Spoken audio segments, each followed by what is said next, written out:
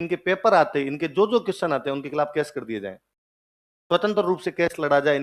आओ बच्चों, आज हम एक प्रयोग करते हैं। तो जिन जिन टॉपर ने इनका क्या है, उनके नीचे बास्ते लगानी चाहिए। एनसीईआरटी इन्होंने जो भारत का बेड़ा गर्क किया है उतना कोई नहीं कर पाएगा। अपने इतिहास का मतलब केवल और केवल कॉपी पेस्ट है। चौथा चरण हो गया था 49। जब चौथा चरण 49 में है तो कमेटी 7 साल पहले कैसे बना दिया आपने? 11वीं 12वीं की किताबों के आधार पर कभी कोई चीज को सच मत माना करो। उनमें गलतियां, दहाप की गलतियां उन किताबों में। मेरे तो कई बार जी में आता है कि उनके खिलाफ मैं गवर्नमेंट के खिलाफ प्रेस कॉन्फ्रेंस कर दूं और मैं बताऊं कि यार तुम बच्चों को इतनी गलत जानकारियां कैसे दे, साफ साफ झूठा यार।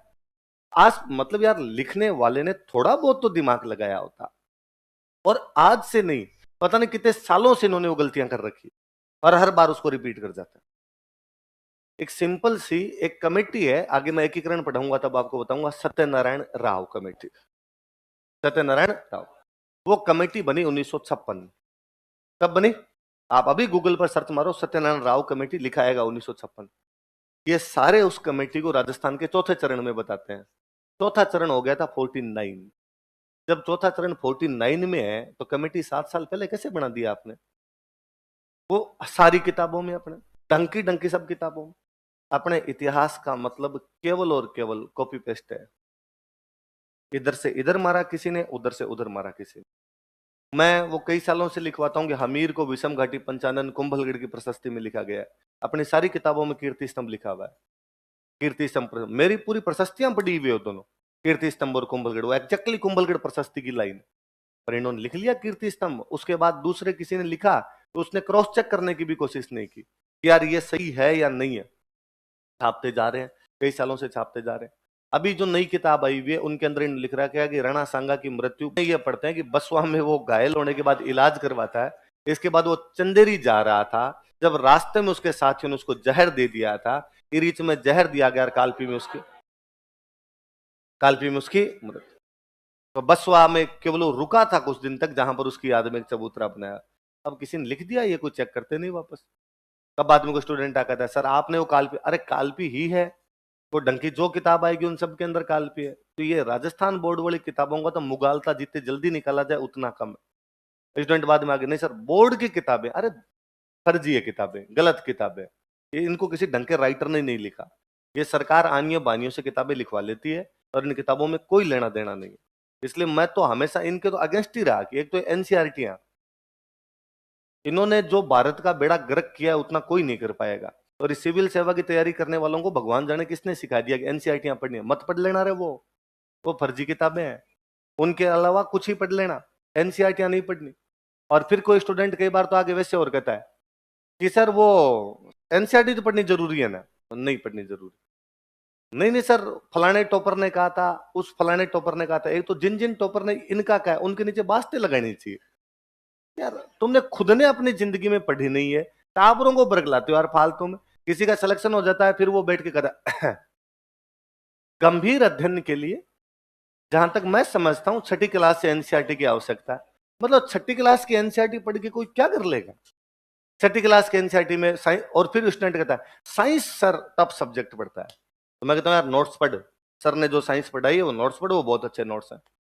सर पर सब्जेक्ट को सरल करने के लिए क्या मैं छठी की एनसीईआरटी पढ़ लूं? पढ़ तू, फिर छठी की एनसीईआरटी में होता है आओ बच्चों आज हम एक प्रयोग करते हैं। एक पौधा लीजिए तथा उस पौधे की पत्तियों को प्लास्टिक से बांध दीजिए।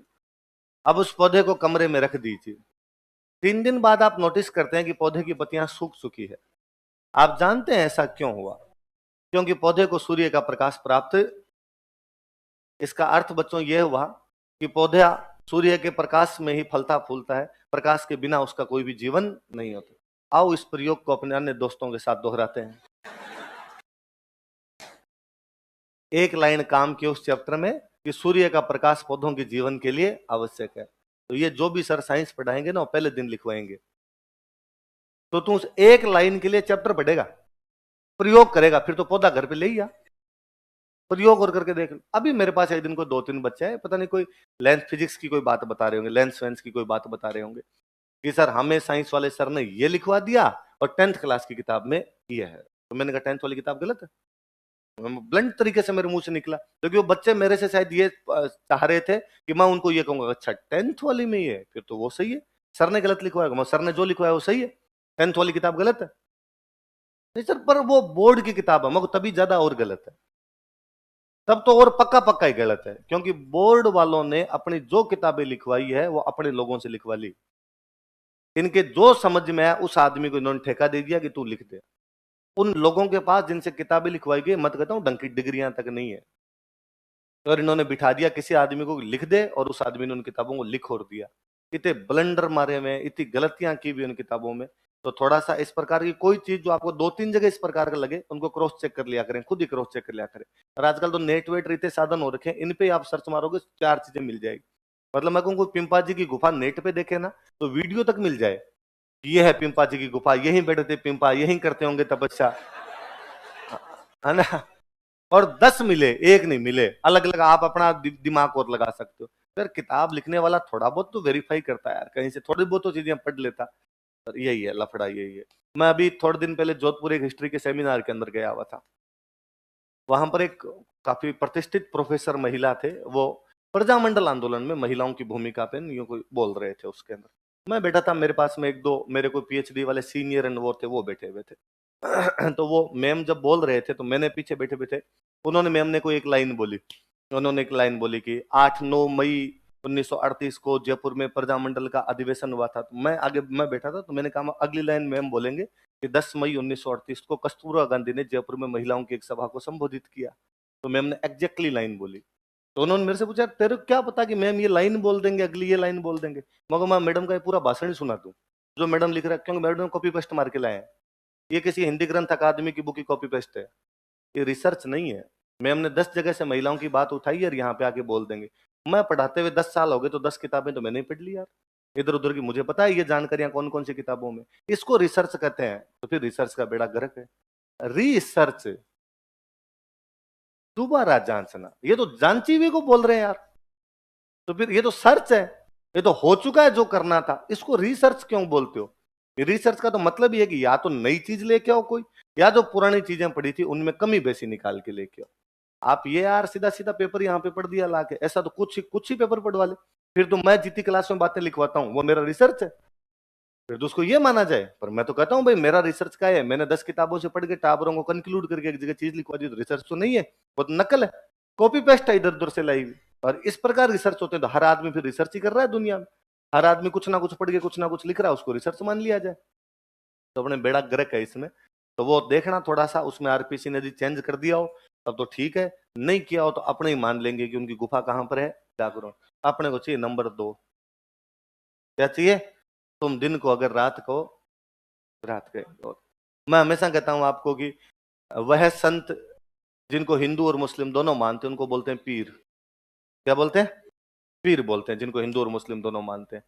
5 पीर जिनको हिंदू मुस्लिम दोनों मानते हैं, अब समाज को जाके देखोगे दोनों मिलेंगे।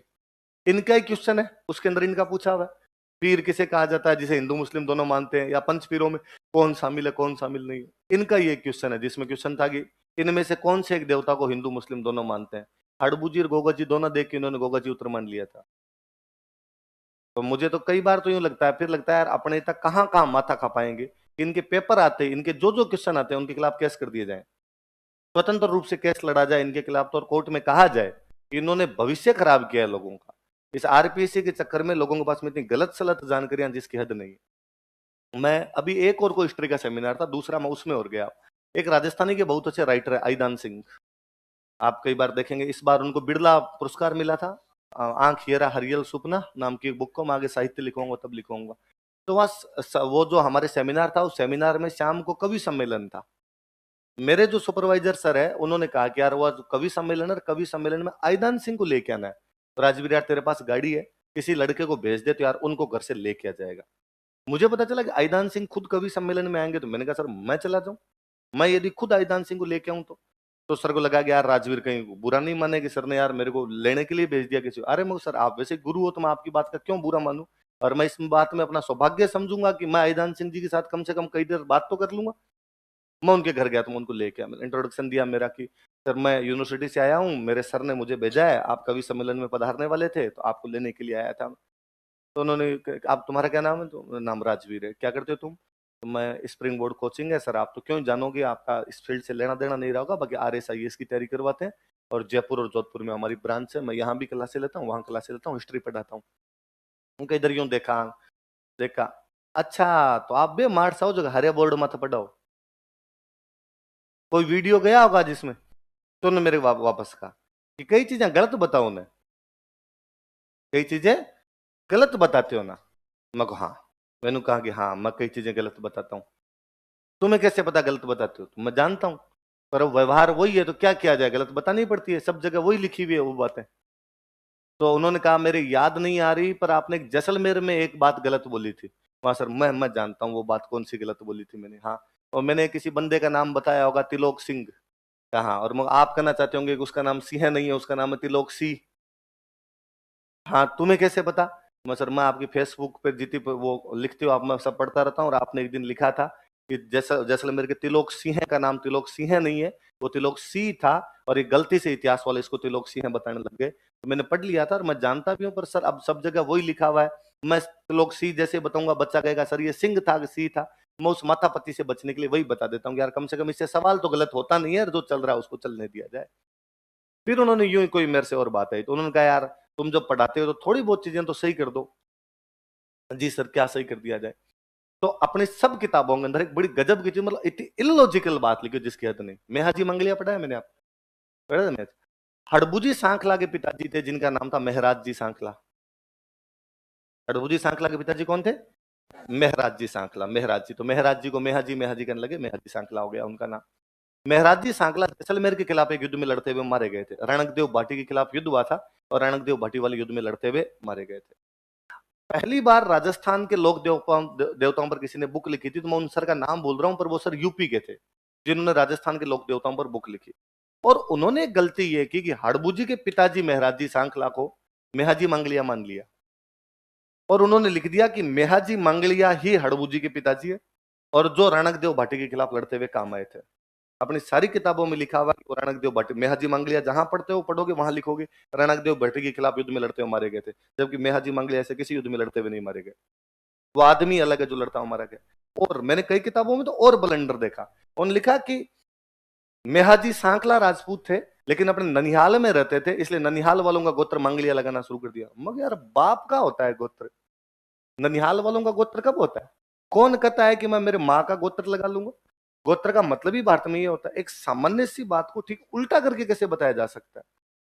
पर अपनी किताबों वाले बताते हैं, सारे के सारे बताते हैं। मैंने उन सर को वापस कहा कि सर मैं कह दूंगा बच्चों को, मैं बच्चों को कन्विंस भी कर देता हूँ, ये बातें बताता भी हूँ ऐसी, पर सर ये बोर्ड वाली बुक के अंदर साफ साफ लिख रखा है इन्होंने कि वो रणकदेव भाटी के खिलाफ लड़ता मारा गया था। मैं तो खुद जब उस किताब को पढ़ता हूँ मुझे बड़ा दुख होता है कि तुम उल्टी बात कैसे लिख सकते हो। इस आदमी का और इस आदमी का आपस में कोई लेना देना नहीं है, तुमने लिख कैसे दिया?